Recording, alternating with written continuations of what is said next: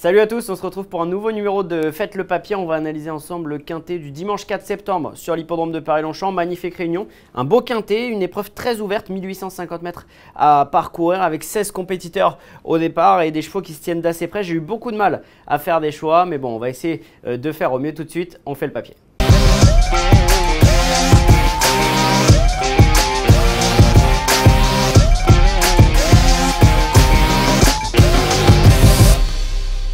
Avant de commencer l'analyse de ce quintet, n'hésitez pas à nous suivre sur nos réseaux sociaux, notamment sur YouTube, et surtout à réagir à nos vidéos pour pourquoi pas à échanger les pronostics avec tous ceux qui nous suivent. Tout de suite, on commence le papier. Comme je le disais, 16 compétiteurs dans cette épreuve avec le numéro 1 Lingering Dream, qui est une jument de 4 ans qui, à mon avis, a une belle carte à jouer. Cette pouliche entraînée par Xavier Thomas de Méholt, qui vient de très bien courir. C'était sur l'hippodrome de Tarbes. Elle était ce jour-là deuxième d'un quintet plus. Guillaume Gadjguet avait utilisé sa cravache avec la main droite. Je pense qu'en changeant sa cravache de main, il aurait peut-être pu s'imposer puisque sa pouliche a un petit peu versé. Malgré tout, sa performance ce jour-là était excellente. Elle prouvait qu'en 40,5, elle avait assurément un quintet dans les jambes. Xavier Thomas de Méholt fait le déplacement en région parisienne. Yoritz Menzabal sera son partenaire à cette pouliche.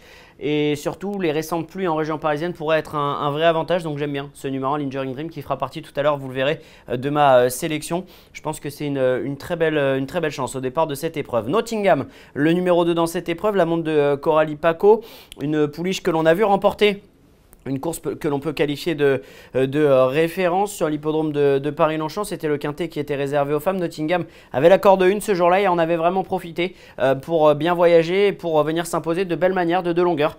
3,5 kg de pénalisation sur cette victoire. Maintenant, elle a encore un bon numéro dans les stalles de départ. Elle est en pleine forme. Moi, je pense qu'elle peut un petit peu surpasser la surcharge et terminer à l'arrivée de ce quintet. Peut-être pas pour la victoire, mais en tout cas pour les places. Vous voyez Pink Intellectual, Fayona, Rollville, qui sont à mon avis des chances tout à fait correctes pour les places. On évoquera leur candidature tout à l'heure. Elle les avait quand même dominées avec une certaine aisance, donc j'aime bien ce numéro 2, Nottingham. Croan, le numéro 3, une pouliche au profil particulier qui a été montée très haut en valeur en début de carrière, après avoir notamment fait des performances dans des courses de groupe. Sa valeur ne cesse de descendre, à présent elle est en 39. Son entraîneur Mario Baratti tente le coup dans les handicaps. Je suis pas sûr qu'elle soit sur la montante, c'est ce qui fait que je ne vais pas la retenir, mais c'est assurément l'une des pouliches de classe de cette épreuve. Voilà, je ne vais pas la retenir parce que je préfère d'autres profils, des chevaux peut-être un petit peu plus endurcis, un petit peu plus habitués à ce style de course. Elle a couru plutôt des courses à condition et avec peu de partants, et je pense que c'est ce qui peut lui manquer. Malgré tout, avant le coup, c'est quand même une chance tout à fait correcte, ce numéro 3 Croan, qui aura la corde numéro 8. Le numéro 4, c'est Sasakia, une pouliche qui est vraiment insaisissable, hein. Cette pouliche entraînée par Henri Alex Pantal. Elle alterne le bon et le vraiment moins bon.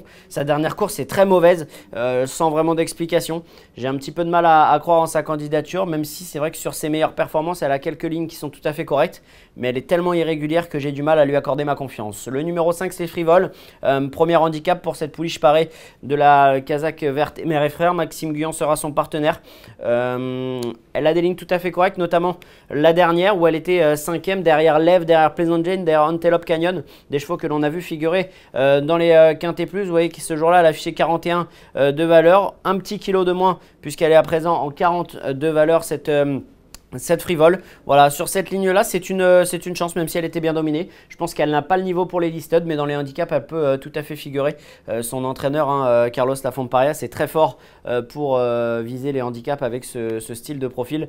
Et je pense qu'elle a une belle carte à jouer. L'une de mes favorites ici, le numéro 6, Pink Intellectual, la monte de Marie Vellon. On va revoir justement cette course de référence que je parlais tout à l'heure. Nottingham qui s'imposait, Fayona était 3e. On va tout de suite la revoir dans ses œuvres. On va situer les principales protagoniste. Pink Intellectual, c'est cette casaque noire et rouge derrière les leaders qui n'a pas le passage au moment où Nottingham prend l'avantage et semble se détacher assez nettement. Rollville terminait bien à l'extérieur. Il y avait également Fayona qui se défendait bien. J'ai vraiment bien aimé la perf de Pink Intellectual ce jour-là, qui s'est relancé dans les derniers mètres du parcours. La piste risque d'être un petit peu plus souple ce dimanche. Ça sera un vrai avantage pour Pink Intellectual qui pourrait prendre sa revanche sur Nottingham et pourquoi pas lutter pour la victoire dans ce quintet. J'y crois beaucoup. Le numéro 7, c'est Fayona. On l'a vu 3e sur la récente course de référence. Pour ne rien vous cacher, elle fait partie de mes regrets qui sont assez nombreux dans cette course. C'est vraiment une course difficile à déchiffrer.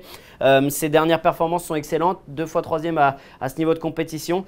Maintenant, voilà, elle fait partie de celles qui, à mon avis, ont le moins de marge, à mon sens, ont le moins de marge. Voilà, donc c'est la seule raison pour laquelle je ne l'ai pas retenu. Je pense que d'autres ont plus de marge. Malgré tout, sur ces dernières perfs, c'est quand même difficile de faire sans. Le numéro 8, Beautiful Aspen. Dernièrement, je pense qu'elle ne s'est pas adaptée tout simplement à la piste en sable fibré de Deauville qui est très lente, qui est assez collante. Malgré tout, sa perf était tout à fait correcte. Ce que je voudrais vous montrer, c'est cette deuxième place obtenue sur le parcours proposé devant Fayona, devant Nottingham, devant Pink Intellectual. Avant que Nottingham gagne, donc elle est vraiment bien placée, cette Beautiful Aspen. On va revoir d'ailleurs cette course de référence, une course dominée par Galifa qui ne sera pas de la partie. Beautiful Aspen, cette casaque bleue et rose qui avait progressé. On va regarder également Fayona qui se défendait bien et qui était en tête. Mais regardez surtout Beautiful Aspen qui lutte toute la ligne droite avec Galifa qui auparavant avait très bien couru dans une épreuve de niveau listed. Voilà, cette performance de Beautiful Aspen était excellente. Elle a prouvé ce jour-là que le parcours ne lui posait aucun problème.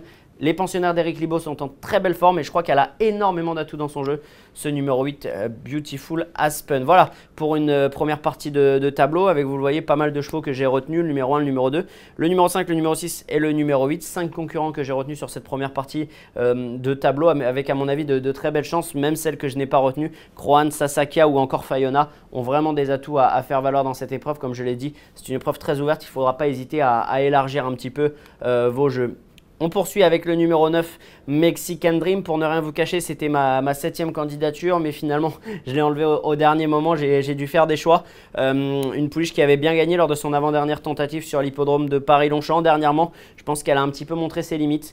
Malgré tout, sa course était bonne. Donc voilà, je ne lui vois pas vraiment de contre-indication, si ce n'est que sa marge au poids est réduite avec son succès. Elle a un bon numéro dans les stalles départ, ce sera sans doute un avantage. Voilà, j'ai pas vraiment d'argument contre, mais elle ne figurera pas dans mon ticket. Le numéro 10, c'est Robia, c'est mon coup de poker. C'est ma favorite, je vais la placer en tête, cette pouliche entraînée par Francis-Henri Graffard. Ça peut paraître un petit peu fou puisque lors de son avant-dernière tentative, elle était battue par Mexican Dream et depuis, elle a été pénalisée de 4,5 kg sur ce succès obtenu sur l'hippodrome du Lion d'Angers. Je ne vais pas vous passer les images, mais croyez-moi, elle a très bien gagné ce jour-là. Je pense que le coup d'avant à Paris-Longchamp, elle aurait tout aussi bien pu gagner. C'est plutôt une histoire de circonstances de course. Je crois que c'est une pouliche qui avait été un petit peu délaissée par le handicapeur. Là, en 35,5 de valeur, je pense qu'elle a encore vraiment de la marge. Je crois que c'est une pouliche qui vaut mieux qu'un quintet tout simplement.